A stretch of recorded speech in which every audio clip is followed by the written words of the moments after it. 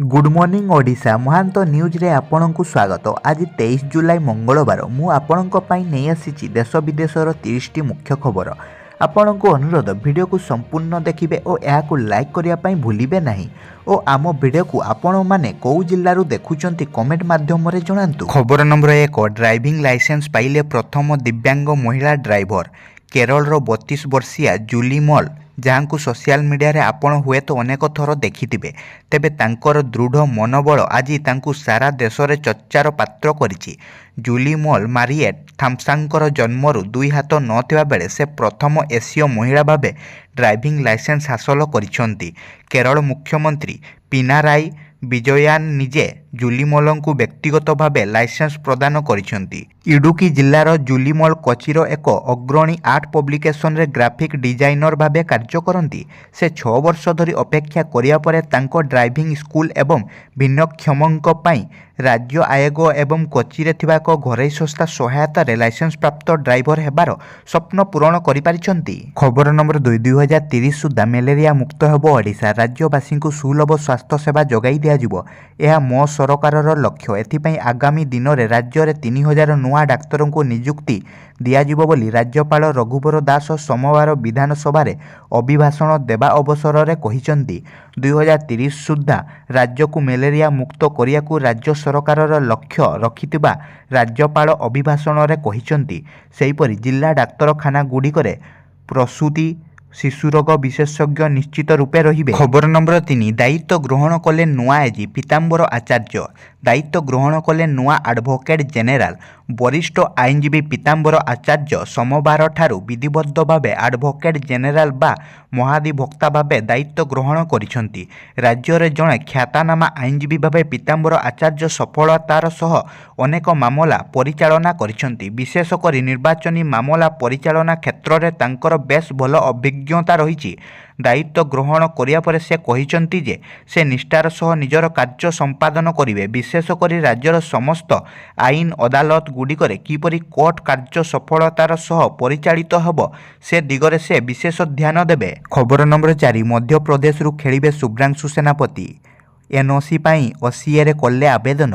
Better Shubhranshu Shekhar सेनापति Odisha cricket छाड़िबा को योजना करुछंती। मध्य प्रदेश क्रिकेट एसोसिएशन रु तांकु निमंत्रण आसीची। बीसीसीआई रो आगामी घरेई टूर्नामेंट आरंभ हेबा पूर्वरु से मध्य प्रदेश दल सह जोग देई पारंती। एने ओडिशा क्रिकेट एसोसिएशन को से एनओसी पाई आवेदन करिसंती। जदिओ ओसीए तरफरु ए संपर्क रे कोनोसी निष्पत्ति निया जाई नाही। शुभ्रांशु प्रतिभावान क्रिकेटर होइथिबारु ओसीए तांकु छाड़िबाकु प्रस्तुत हेउनी। तेणु तांकु बुझा सुझा करने प्रचेषा करा जाउछि। इंडियन प्रीमियर लीग तथा आईपीएल भाग नेबा क्षेत्र में शेष ओडिया खेलाड़ी हेउचंती शुभ्रांशु। चेन्नई सुपर किंग्स दल रे से सामिल थिले। विजय हजारे ट्रॉफी, सैयद मुश्ताक अली ट्रॉफी एवं रणजी ट्रॉफी रे से विगत संस्करण रे राज्य दलर अधिनायक दायित्व संभाळुछंती। मात्र हठात राज्य क्रिकेट शुभ्रांशु दूरई जावाकू जो निष्पत्ति नैचंती ताहा समस्तंकु चकित करिछि।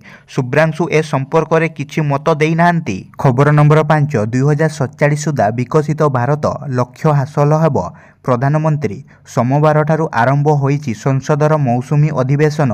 एही अवसर रे प्रधानमंत्री नरेंद्र मोदी अभिभाषण देवा सहित आगामी 2047 सुधा विकसित भारत लक्ष्य पूरण होबो बोली कहिसंती। मोदी कहिथिले जे 60 वर्ष पर कोनोसी सरकार तृतीय थर लगी लगातार क्षमता को आसीची एवं तृतीय थर लगी प्रथम बजेट उपस्थापन करिया को जाउची। अमृत काल पाई एही बजेट अत्यंत गुरुत्वपूर्ण। एही बजेट आमर आगामी 5 वर्षर कार्यकालर दिग निर्धारण करिवो एवं विकसित भारत स्वप्नर सदृढ़ मूलदुआ हेबो बोली प्रधानमंत्री कहिसंती। मोदी निज अभिभाषण रे समस्त सदस्यों को शुभेच्छा जणाइछंती। एही मौसुमी अधिवेशनर द्वितीय दिवस अर्थात जुलाई 23 रे मोदी कार्यकाल 3.0 प्रथम बजेट उपस्थापन करिवे अर्थमंत्री निर्मला सीतारमण।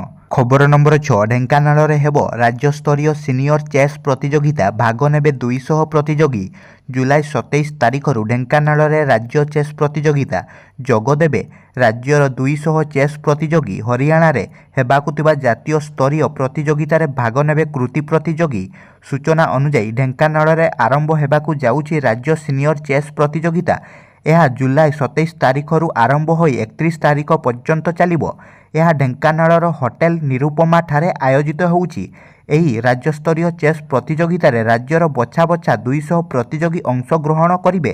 ଏଥିପାଇଁ ଢେଙ୍କାନାଳ ଜିଲ୍ଲା ଚେସ୍ ଆସୋସିଏସନ୍ ପକ୍ଷରୁ ବ୍ୟାପକ ପ୍ରସ୍ତୁତି ଚାଲିଛି। ଏଥିରେ ପ୍ରଥମ, ଦ୍ୱିତୀୟ, ତୃତୀୟ ଓ ଚତୁର୍ଥ ସ୍ଥାନ ହାସଲ କରିଥିବା ପ୍ରତିଯୋଗୀମାନେ ହରିୟାଣାରେ ହେବାକୁ ଥିବା ଜାତୀୟ ସ୍ତରୀୟ ଚେସ୍ ପ୍ରତିଯୋଗିତାରେ ଅଂଶଗ୍ରହଣ କରିବେ। ଏନେଇ ଓଡ଼ିଶା ରାଜ୍ୟ ଚେସ୍ ଆସୋସିଏସନ୍ର ସମ୍ପାଦକ ଦେବବ୍ରତ ଭଟ୍ଟ ଏକ ପ୍ରେସ୍ ମିଟ୍ରେ ସୂଚନା ଦେଇଛନ୍ତି। ଖବର ନମ୍ବର 7 2029 ସୁଦ୍ଧା ରାଜ୍ୟରେ ସୃଷ୍ଟି ହେବ 3.5 ଲକ୍ଷରୁ ଅଧିକ ନିଯୁକ୍ତି। ମୁଖ୍ୟମନ୍ତ୍ରୀ ସୋମବାର ଆରମ୍ଭ ହୋଇଥିବା ବିଧାନସଭା ଅଧିବେଶନରେ ମୁଖ୍ୟମନ୍ତ୍ରୀ ଗୃହରେ ବଡ଼ ସୂଚନା ଦେଇଛନ୍ତି। ରାଜ୍ୟରେ ଯୁବବର୍ଗଙ୍କୁ ନିଯୁକ୍ତି ସହିତ କୃଷି, ସ୍ୱାସ୍ଥ୍ୟ ଆଦି ବିଭିନ୍ନ କ୍ଷେତ୍ରକୁ ଗୁରୁତ୍ୱ ଦେବା ନେଇ ବିଶେଷ ଘୋଷଣା କରିଛନ୍ତି। ଆସନ୍ତା 2029 ସୁଦ୍ଧା ରାଜ୍ୟରେ 3.5 ଲକ୍ଷରୁ ଅଧିକ ନିଯୁକ୍ତି ସୁଯୋଗ ସୃଷ୍ଟି କରାଯିବ ବୋଲି ମୁଖ୍ୟମନ୍ତ୍ରୀ ମୋହନ ଚରଣ ମାଝୀ ବିଧାନସଭାରେ ସୂଚନା ଦେଇଛନ୍ତି। ଖବର ନମ୍ବର 8 ସ୍କୁଲରେ ଦିଆଯାଇଥିବା ଆଇରନ୍ ବଟିକା ଖାଇ 30ରୁ ଉର୍ଦ୍ଧ୍ୱ ଛାତ୍ରୀଛାତ୍ର ଅସୁସ୍ଥ। ଜଗତସିଂହପୁର ଜିଲ୍ଲା 18 ବାଙ୍କି ତଳଗଡ଼ ୟୁପି ସ୍କୁଲରେ ସୋମବାର ଏକ ଅଘଟଣ ଘଟିଛି। ସ୍କୁଲରେ ଦିଆଯାଇଥିବା ଆଇରନ୍ ବଟିକା ଖାଇ 30ରୁ ଉର୍ଦ୍ଧ୍ୱ ଛାତ୍ରୀଛାତ୍ର ଅସୁସ୍ଥ ହୋଇପଡ଼ିଛନ୍ତି। ଅସୁସ୍ଥ ଛାତ୍ରୀଛାତ୍ରଙ୍କୁ ସ୍ଥାନୀୟ ହସ୍ପିଟାଲରେ ଭର୍ତ୍ତି କରାଯାଇଥିବା ଜଣାପଡ଼ିଛି। ମିଳିଥିବା ସୂଚନା ମୁତାବକ ସୋମବାର ସ୍କୁଲରେ ଉପସ୍ଥିତ ଥିବା 115 ଜଣ ଛାତ୍ରୀଛାତ୍ରଙ୍କୁ ଆଇରନ୍ ବଟିକା ଖାଇବାକୁ ଦିଆଯାଇଥିଲା। ବଟିକା ଖାଇବାର କିଛି ସମୟ ପରେ କେତେଜଣ ଛାତ୍ରୀଛାତ୍ର ବାନ୍ତି କରିବା ସହ ମୁଣ୍ଡ ବୁଲାଇ ପେଟ ବ୍ୟଥା ହେଉଥିବା କହିଥିଲେ। ଏହାର କିଛି ସମୟ ପରେ 30ରୁ ଉର୍ଦ୍ଧ୍ୱ ଛାତ୍ରୀଛାତ୍ର ଅସୁସ୍ଥ ହୋଇପଡ଼ିଥିଲେ। ତୁରନ୍ତ ସେମାନଙ୍କୁ ହସ୍ପିଟାଲ ନିଆଯାଇଥିଲା। ଚିକିତ୍ସା ପରେ ସେମାନଙ୍କ ଅବସ୍ଥା ସ୍ଥିର ଥିବା ଜଣାପଡ଼ିଛି। ଏକ୍ସପାଇରି ଆଇରନ୍ ବଟିକା ଖାଇଥିବାରୁ ଏଭଳି ଘଟଣା ଘଟିଥିବା ଜଣାପଡ଼ିଛି। ଖବର ନମ୍ବର 9 ମତ୍ସ୍ୟ ବିଭାଗ ଉପନିର୍ଦ୍ଦେଶକଙ୍କ ଘରେ ଭିଜିଲାନ୍ସ ରେଡ୍। ମତ୍ସ୍ୟ ବିଭାଗ ଉପନିର୍ଦ୍ଦେଶକଙ୍କ ଘରେ ଭିଜିଲାନ୍ସ ଚଢ଼ାଉ।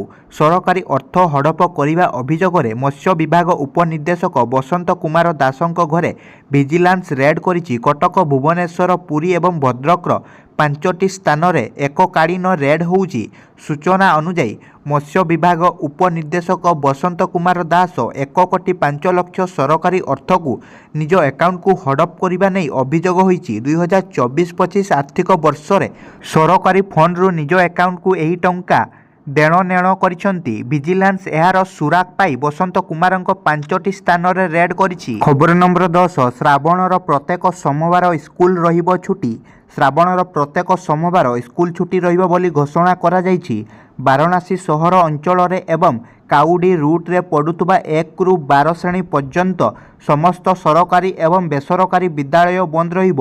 ଏହା ବଦଳରେ ରବିବାର କ୍ଲାସ୍ କରାଯିବ। କିଛି ଘରୋଇ ବିଦ୍ୟାଳୟ ଅଛି ଯାହା ରବିବାର ଏବଂ ସୋମବାର ମଧ୍ୟ ବନ୍ଦ ରହିବ।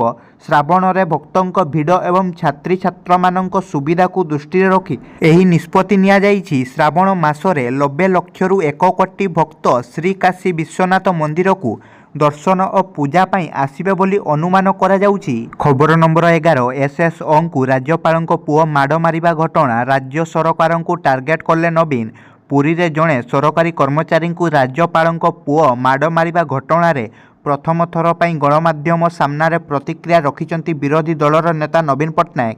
ସିଧାସଳଖ ରାଜ୍ୟ ସରକାରଙ୍କୁ ଟାର୍ଗେଟ କରିବା ସହିତ ଏହି ଘଟଣା ପାଇଁ ସେ ଓ ତାଙ୍କ ପାର୍ଟି ଦୁଃଖିତ ବୋଲି ନବୀନ କହିଛନ୍ତି। ସୋମବାର ବିଧାନସଭା ଗୃହ ମୁଲତବୀ ହେବା ପରେ ନବୀନ ବାହାରକୁ ଆସି କହିଥିଲେ, ମୁଁ ଓ ମୋ ପାର୍ଟି ଦୁଃଖିତ ଏବଂ ଆଶ୍ଚର୍ଯ୍ୟ। ରାଜ୍ୟପାଳଙ୍କ ପୁଅ ଜଣେ ସରକାରୀ କର୍ମଚାରୀଙ୍କୁ ମାଡ଼ ମାରିବା ଘଟଣାରେ ବର୍ତ୍ତମାନର ସରକାର କୌଣସି କାର୍ଯ୍ୟାନୁଷ୍ଠାନ ଗ୍ରହଣ କରିନାହାନ୍ତି। ରାଜ୍ୟରେ ଆଇନ ଶୃଙ୍ଖଳାକୁ ଭାଙ୍ଗି ଦିଆଯାଇଛି। ଏଥିସହ ନବୀନ ନିଜ ସରକାରର ଉଦାହରଣ ଦେଇ ଆହୁରି ମଧ୍ୟ କହିଥିଲେ ଯେ ମୁଁ ଯେତେବେଳେ ସରକାରରେ ଥିଲି ସେତେବେଳେ ମନ୍ତ୍ରୀ, ବିଧାୟକ, ସାଂସଦ କିମ୍ବା କୌଣସି ସରକାରୀ କର୍ମଚାରୀ ନିୟମ ଭାଙ୍ଗିଲେ ସେମାନଙ୍କ ବିରୋଧରେ ତୁରନ୍ତ କାର୍ଯ୍ୟାନୁଷ୍ଠାନ ଗ୍ରହଣ କରାଯାଉଥିଲା। ତେଣୁ ବର୍ତ୍ତମାନର ରାଜ୍ୟ ସରକାର ଆଇନ ଅନୁସାରେ କାମ କରିବା ଉଚିତ ବୋଲି ନବୀନ ସୋମବାର କହିଛନ୍ତି। ଖବର ନମ୍ବର 12 ଏଏସ୍ଓଙ୍କୁ ରାଜ୍ୟପାଳଙ୍କ ପୁଅ ମାଡ଼ ମାରିବା ଘଟଣା। 15 ଦିନ ଭିତରେ ରିପୋର୍ଟ ଦେବାକୁ ଜିଲ୍ଲାପାଳଙ୍କୁ ନିର୍ଦ୍ଦେଶ। ଏଏସ୍ଓଙ୍କୁ ରାଜ୍ୟପାଳଙ୍କ ପୁଅ ମାଡ଼ ମାରିବା ଘଟଣା। ରାଜ୍ୟପାଳଙ୍କ ପୁଅଙ୍କ ବିରୋଧରେ କାର୍ଯ୍ୟାନୁଷ୍ଠାନ କାହିଁକି ହେଉନି ବୋଲି ବିରୋଧୀଙ୍କ ଅଭିଯୋଗ ଉପରେ ପ୍ରତିକ୍ରିୟା ରଖିଲେ ଆଇନ ମନ୍ତ୍ରୀ ପୃଥ୍ୱୀରାଜ ହରିଚନ୍ଦନ। ସେ କହିଛନ୍ତି ଯେ ଏ ସରକାରରେ ଆଇନ ତା ବାଟରେ ଯିବ। ପୁରୀ ରାଜଭବନରେ କ'ଣ ଘଟଣା ଘଟିଥିଲା ତାହା ଉପରେ ତଦନ୍ତ କରିବା ପାଇଁ ପୁରୀ ଜିଲ୍ଲାପାଳଙ୍କୁ ନିର୍ଦ୍ଦେଶ ଦିଆଯାଇଛି। 15 दिन भितर रिपोर्ट आसिया परे आईन अनुसार पदक्षेप नियाजिबो तेणिकी सीए जीए होइथाउ। खबर नंबर 13 जर्मान रे गवेषणा करिवे वीर महाराजपुरर युव वैज्ञानिक शिवाजीत। वीर महाराजपुरर जड़े युवक सफलतार शिखर को पहुँचा प्रयास करिथिबा युवक जनक हेउचंती सुवर्णपुर जिला वीर महाराजपुरर शिवाजीत चांद। बापा श्रीनिवास चांद जड़े वकील होइतिबा बेले माँ प्राथमिक विद्यालय शिक्षयित्री।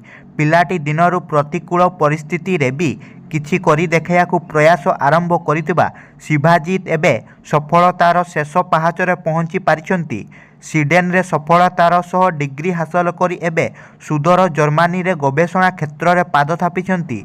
ताहा पुणी सांप्रतिक समय रे बेसी चर्चा रे थिबा आर्टिफिशियल इंटेलिजेंस उपरे एबे एआई क्षेत्र रे से जणे जूनियर वैज्ञानिक भाव में जर्मनी रे जोग देबे। खबर नंबर 14 नेम प्लेट विवाद योगी सरकार आदेश रे लागिला सुप्रीम कोर्ट रक। काउडिया यात्रा को नहीं योगी सरकार नेम प्लेट विवाद उपरे मध्यवर्तीकालीन रक लगाई। एने सुप्रीम कोर्ट उत्तर प्रदेश उत्तराखंड एवं मध्य प्रदेश सरकार को नोटिस जारी करिसंती। खाली सेतिकी नुहे या सहित कोर्ट कहिसंती जदि पिटिशन दाता अन्य कौनसी राज्य को एथिरे सामिल करिया को चाहुचंती ताहेले से सबु राज्य को भी नोटिस जारी करा जिवो। खबर नंबर 15 16 जणिया मीडिया टीम घोषणा कला बीजेडी स्थान पाइले वरिष्ठ। नुआ मीडिया टीम घोषणा करिछि बीजेडी दल पक्षरु 16 जणिया मीडिया टीम घोषणा करा जाइछि। तेबे नुआ करी घोषणा करा जाइतबा एही टीम रे प्रशांत मुदुलिंको सह व्यामकेश राय सुभाष सिंह गौतम बुद्ध दास शारदा जेना लतिका प्रधानक भली नेतांकु स्थान मिलिछि। एथिसह रमेश बेहेरा मनमथ राउतराव तुम्बनाथ पंडा मिहिर राव चिन्मय साहू इप्सिता साहू सफिया आलाम ईरानी राव विश्वनाथ प्रताप साहू और युव नेता अरूप श्री चंदन को एही टीम रे सामिल करा जाइछि।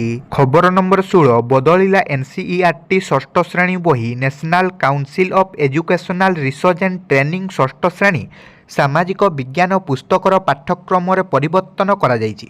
पूर्वर षष्ठ श्रेणी रे सामाजिक विज्ञानर 3टी अलगा अलगा बही थिला एबे याकू मिसाई गोटे पुस्तक रे संकुलित करि दिया जाइछि। इतिहास भूगोल और नागरिक शास्त्रर 3टी बही को मिसाई गोटे बही करि दिया जाइछि। चलित वर्ष तृतीय और षष्ठ श्रेणी छात्र छात्री को नुआ बही मिलिबो। एही बही गुडिकर पाठ्यक्रम रे परिवर्तन करा जाइछि। खबर नंबर 17 ओडिशा रे कार्यकारी हेबो आयुष्मान भारत। सोमवार आरंभ होइछि सप्तदश विधानसभार प्रथम अधिवेशन। राज्यपाल रघुवर दास अधिवेशन आरंभ रे अभिभाषण रे ओडिशा को पूर्व भारतर शक्तिशाली राज्य कराजिबा बोली कहिसंती। एही अवसर रे राज्यपाल कहिसंती राज्य रे आयुष्मान भारत प्रधानमंत्री जन आरोग्य योजना लागू कराजिबो। एहा समस्त योग्य ओडिशावासींक पई सार्वजनीन स्वास्थ्य सेवा जोगाइब। राज्य में गुरुत्वपूर्ण आर्थिक सुरक्षा और गुणात्मक स्वास्थ्य सेवार उपलब्धता सुनिश्चित करने उद्देश्य रे सरकार समस्त योग्य ओडिशावासींक पई सार्वजनीन स्वास्थ्य बीमा प्रदान करिवे बोली राज्यपाल कहिसंती। एपरिकी गर्भवती को पुष्टिकर आवश्यकता पूरण पई आर्थिक सहायता मिलिबो। खबर नंबर 18 राष्ट्रपति निर्वाचन लड़िबेनी जो बाइडेन राष्ट्र नाम रे चिठी लेखि कले घोषणा। अमेरिका राष्ट्रपति निर्वाचन रेसरू बाहर हेले जो बाइडेन राष्ट्र उद्देश्य रे चिठी लेखि बाइडेन निर्वाचन लड़िबे नाही बोली घोषणा करिसंती। द्वितीय थर पई राष्ट्रपति निर्वाचन लड़िबे नाही बोली बाइडेन चिठी रे उल्लेख करिसंती। चिठी रे बाइडेन लिखिसंती अमेरिकार राष्ट्रपति भावे सेवा करिबा जीवनर सबुठु सम्मानर विषय। पुणी थरे राष्ट्रपति भावे निर्वाचन लड़िबाकू मोर इच्छा थिला किंतु देश और डेमोक्रेटिक पार्टीर हितकू आखिरे रखी पुणी थरे निर्वाचन न लड़िबाकू निष्पत्ति नेइछि। केवल राष्ट्रपति भावे कार्यकाल पूरा करिबा उपरे ध्यान केंद्रित करिवे बोली चिठी रे लिखिसंती जो बाइडेन। एथिसह चलित सप्ताह रे देशवासी को संबोधन करिवे बोली बाइडेन कहिसंती। बाइडेन एही घोषणा डेमोक्रेटिक पार्टीर राष्ट्रपति रेस रे थिबा उपराष्ट्रपति कमला हारिसंक पई बाट फिटिछि। खबर नंबर 19 कृषक संगठनर बड़ घोषणा पुणी करिवे आंदोलन। एमएसपी ग्यारंटी आईन समेत अन्य केतेक दाबी को नहीं केंद्र सरकार विरोध में पुणी थे रास्ता को ओह्लाइबे कृषक। एने राजधानी दिल्ली रे बड़ घोषणा करिसेंती कृषक संगठन। दिल्लीर एक क्लब रे किसान मजदूर राष्ट्रीय सम्मेलन आयोजित होईछि। ଏହି ସମ୍ମିଳନୀରେ ସଂଯୁକ୍ତ କିସାନ ମୋର୍ଚ୍ଚା ଏବଂ କିସାନ ମଜଦୁର ମୋର୍ଚ୍ଚା ସାମିଲ ହୋଇଥିବା ଜଣାପଡ଼ିଛି। ଖବର ନମ୍ବର 20 ସରକାରୀ ବୈଠକରେ ପ୍ଲାଷ୍ଟିକ ସାମଗ୍ରୀ ବ୍ୟବହାର ବନ୍ଦ କରିବାକୁ ନିର୍ଦ୍ଦେଶ ଦେଲେ ଜିଲ୍ଲାପାଳ। ସରକାରୀ ବୈଠକରେ ପ୍ଲାଷ୍ଟିକ ସାମଗ୍ରୀ ବ୍ୟବହାର ବନ୍ଦ କରିବାକୁ ନିର୍ଦ୍ଦେଶ ଦେଲେ ଜିଲ୍ଲାପାଳ। ମୟୂରଭଞ୍ଜ ଜିଲ୍ଲାର ସମସ୍ତ ସରକାରୀ କାର୍ଯ୍ୟାଳୟ ଗୁଡ଼ିକ ପ୍ଲାଷ୍ଟିକ ମୁକ୍ତ କରିବା ପାଇଁ ଜିଲ୍ଲାପାଳ ଶ୍ରୀ ଦତ୍ତାତ୍ରୟ ଭାଉସାହେବ ସିନ୍ଦେ ଏକ ଦୃଢ଼ ପଦକ୍ଷେପ ନେଇଛନ୍ତି। ଏହି ପରିପ୍ରେକ୍ଷୀରେ ଜିଲ୍ଲା ପ୍ରଶାସନ ଅଧୀନରେ କାର୍ଯ୍ୟ କରୁଥିବା ସମସ୍ତ କାର୍ଯ୍ୟାଳୟ ଗୁଡ଼ିକୁ ନିର୍ଦ୍ଦେଶ ଦିଆଯାଇଛି ଯେ କୌଣସି ସରକାରୀ ବୈଠକ କିମ୍ବା ସମ୍ମିଳନୀରେ ପ୍ଲାଷ୍ଟିକ କପ୍ ପ୍ଲେଟ୍ ଆଦିର ବ୍ୟବହାର କରାଯିବ ନାହିଁ। ଏଥିନେଇ ଜିଲ୍ଲାପାଳ ଏକ ପତ୍ର ମାଧ୍ୟମରେ କହିଛନ୍ତି ଯେ ପ୍ଲାଷ୍ଟିକରେ ଥିବା କେମିକାଲ ପରିବେଶ ପାଇଁ ସମସ୍ୟା। ପ୍ଲାଷ୍ଟିକ ବର୍ଜ୍ୟବସ୍ତୁ ଯଥା ଚା କପ୍ ଗ୍ଲାସ୍ ଫୁଲ ଷ୍ଟ୍ର ପାଣି ବୋତଲ ଇତ୍ୟାଦିରେ ପ୍ଲାଷ୍ଟିକର ବ୍ୟବହାରକୁ ହ୍ରାସ କରିବା ଜରୁରୀ ଅଟେ। ଖବର ନମ୍ବର 21 ରୋହିତ ବିରାଟ 2027 ବିଶ୍ୱକପ୍ ଖେଳିପାରିବେ। 3 ମ୍ୟାଚ୍ ବିଶିଷ୍ଟ ଦିନିକିଆ ଓ ଟି20 ସିରିଜ୍ ଖେଳିବା ପାଇଁ ଶ୍ରୀଲଙ୍କା ଗସ୍ତରେ ଭାରତୀୟ ଦଳ। ଶ୍ରୀଲଙ୍କା ଗସ୍ତ ପୂର୍ବରୁ ମୁଖ୍ୟ ପ୍ରଶିକ୍ଷକ ଗୌତମ ଗମ୍ଭୀର ମୁଖ୍ୟ ଚୟନକର୍ତ୍ତା ଅଜିତ ଅଗରକର ସାମ୍ବାଦିକ ସମ୍ମିଳନୀ କରିଛନ୍ତି। ଏହି ସିରିଜରୁ ଟିମ୍ ଇଣ୍ଡିଆର ମୁଖ୍ୟ ପ୍ରଶିକ୍ଷକ ଗୌତମ ଗମ୍ଭୀର ତାଙ୍କ କାର୍ଯ୍ୟକାଳ ଆରମ୍ଭ କରିବେ। ଶ୍ରୀଲଙ୍କା ଗସ୍ତ ପୂର୍ବରୁ ବିରାଟ କୋହଲି ଓ ରୋହିତ ଶର୍ମାଙ୍କୁ ନେଇ ଗମ୍ଭୀର ଏକ ବଡ଼ ଖୁଲାସା କରିଛନ୍ତି। ଗମ୍ଭୀର କହିଛନ୍ତି ସେ ଟି20 ହେଉ କି 50 ଓଭରର ବିଶ୍ୱକପ୍ ଉଭୟ ରୋହିତ ଏବଂ ବିରାଟ 2027 ବିଶ୍ୱକପ୍ ଖେଳିପାରିବେ। ଯଦି ସେମାନେ ନିଜର ଫିଟନେସ୍ ବଜାୟ ରଖିପାରିବେ ତେବେ 2027 ବିଶ୍ୱକପ୍ ଖେଳିପାରିବେ। ବର୍ତ୍ତମାନ ଚାମ୍ପିୟନ୍ ଟ୍ରଫି ପାଇଁ ସେମାନେ ଖେଳିବେ। ଟି20ରୁ ବିରାଟ ରୋହିତ ଏବଂ ଜାଡେଜା ଅବସର ନେବା ସମ୍ପର୍କରେ ଗମ୍ଭୀର କହିଛନ୍ତି ଏହା ଏକ ବ୍ୟକ୍ତିଗତ ନିଷ୍ପତ୍ତି। ସେମାନେ ଅବସର ନେବା ପରେ ଆମେ ଟି20ରେ ପରିବର୍ତ୍ତନ ଆଣିବାକୁ ଯାଉଛୁ। ବିରାଟ ଏବଂ ରୋହିତଙ୍କ ଭିତରେ କେତେ କ୍ରିକେଟ ବାକି ଅଛି ମୁଁ କହିପାରିବି ନାହିଁ। ବିରାଟ ରୋହିତ କ'ଣ କରିଛନ୍ତି ତାହା କହିବା ମୁସ୍କିଲ ହେବ କାରଣ ସେମାନେ ବିଶ୍ୱସ୍ତର ଖେଳାଳି। ଉଭୟଙ୍କ ଭିତରେ ଏବେ ଅନେକ କ୍ରିକେଟ ବାକି ଅଛି। ଖବର ନମ୍ବର 22 ପ୍ୟାରିସ୍ ଅଲିମ୍ପିକ୍ସ ପରେ ଅବସର ନେବେ ଶ୍ରୀଜେଶ। ପ୍ୟାରିସ୍ ଅଲିମ୍ପିକ୍ସ ପରେ ଅନ୍ତର୍ଜାତୀୟ ହକିରୁ ଅବସର ନେବେ ଭାରତୀୟ ଟିମ୍ର ଭେଟେରାନ୍ ଗୋଲକିପର ଶ୍ରୀଜେଶ। ସେ ସୋମବାର ସୋସିଆଲ ମିଡ଼ିଆରେ ଏହି ଘୋଷଣା କରିଛନ୍ତି। ଜୁଲାଇ 26ରୁ ଆରମ୍ଭ ହେବ ପ୍ୟାରିସ୍ ଅଲିମ୍ପିକ୍ସ। ଏହା ହେବ ଶ୍ରୀଜେଶଙ୍କ ଚତୁର୍ଥ ଅଲିମ୍ପିକ୍ସ। 2021 ଟୋକିଓ ଅଲିମ୍ପିକ୍ସରେ ଭାରତୀୟ ହକି ଟିମ୍ ବ୍ରୋଞ୍ଜ ପଦକ ଜିତିଥିବା ବେଳେ ଶ୍ରୀଜେଶ ଏହାର ସଦସ୍ୟ ଥିଲେ। 2026ରେ ଭାରତୀୟ ସିନିୟର ଟିମ୍ ପାଇଁ ଡେବ୍ୟୁ କରିଥିଲେ ଶ୍ରୀଜେଶ।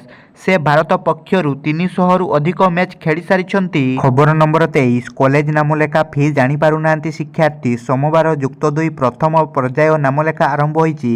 ଶନିବାର ମେଧା ତାଲିକା ପ୍ରକାଶ ପାଇଥିବାରୁ ଛାତ୍ରଛାତ୍ରୀଙ୍କ ପାଖକୁ ଏଣ୍ଟିମେସନ୍ ଲେଟର ମଧ୍ୟ ଆସିଛି। ସେଥିରେ ନାମଲେଖା ଫି କେତେ ଟଙ୍କା ଦାଖଲ କରିବାକୁ ପଡ଼ିବ ସେ ସମ୍ପର୍କିତ କୌଣସି ତଥ୍ୟ ନାହିଁ। ଫଳରେ ଅଭିଭାବକମାନେ ଅସୁବିଧାର ସମ୍ମୁଖୀନ ହେଉଛନ୍ତି। ବିଭିନ୍ନ କଲେଜ ଫି ମଧ୍ୟ ସମାନ ନୁହେଁ। ସମସ୍ତଙ୍କର ଫି ଭିନ୍ନ ରହିଛି। ଛାତ୍ରଛାତ୍ରୀ ଏଣ୍ଟିମେସନ୍ ଲେଟର ସାମ୍ସ ୱେବସାଇଟ୍ରେ ଡାଉନଲୋଡ୍ କରିଛନ୍ତି। ଏଥିରେ ସ୍ପଷ୍ଟ ଭାବେ ଚୟନ ହୋଇଥିବା କଲେଜର ନାମ ରହିଛି। କେତେ ତାରିଖ କେଉଁ ସମୟରେ ନାମ ଲେଖାଇବେ କ'ଣ ଡକୁମେଣ୍ଟ ଦରକାର ଉଲ୍ଲେଖ କରାଯାଇଛି। ହେଲେ କେତେ ଟଙ୍କା ଦେବାକୁ ପଡ଼ିବ ତାହା ଉଲ୍ଲେଖ ହୋଇନାହିଁ। କେବଳ ଉଲ୍ଲେଖ କରାଯାଇଛି ମନୋନୀତ ହୋଇଥିବା କଲେଜକୁ ଯୋଗାଯୋଗ କର। ଖବର ନମ୍ବର 24 ଗୋଷ୍ଠୀ ସ୍ୱାସ୍ଥ୍ୟକେନ୍ଦ୍ର ନାଁ ବଦଳିବ। ପ୍ରାଥମିକ ସ୍ୱାସ୍ଥ୍ୟକେନ୍ଦ୍ରର ନାମ ପରିବର୍ତ୍ତନ କରି ଏହାକୁ ଆରୋଗ୍ୟ ମନ୍ଦିର ରଖାଯିବ ବୋଲି ରାଜ୍ୟପାଳ କହିଛନ୍ତି। ଖବର ନମ୍ବର 25 ଦୁବାଇରୁ ପାକିସ୍ତାନୀ ଗାୟକ ରାହତ ଫତେ ଅଲ୍ଲୀ ଖାଁ ଗିରଫ। ଦୁବାଇ ଏୟାରପୋର୍ଟରୁ ପାକିସ୍ତାନୀ ଗାୟକ ରାହତ ଫତେ ଅଲ୍ଲୀ ଖାଁକୁ ଗିରଫ କରିଛି ପୋଲିସ। ସଙ୍ଗୀତ ପରିବେଷଣ ପାଇଁ ରାହତ ଦୁବାଇ ଯାଇଥିଲେ। ପାକିସ୍ତାନୀ ଗଣମାଧ୍ୟମ ଅନୁଯାୟୀ ରାହତ ଫତେ ଅଲ୍ଲୀ ଖାଁଙ୍କ ପୂର୍ବତନ ମ୍ୟାନେଜର ସଲମାନ ଅହମ୍ମଦ ତାଙ୍କ ବିରୋଧରେ ଅଭିଯୋଗ କରିଥିଲେ। ଏହା ଉପରେ କାର୍ଯ୍ୟାନୁଷ୍ଠାନ ଗ୍ରହଣ କରି ତାଙ୍କୁ ଦୁବାଇ ବିମାନ ବନ୍ଦରରୁ ଗିରଫ କରାଯାଇଛି।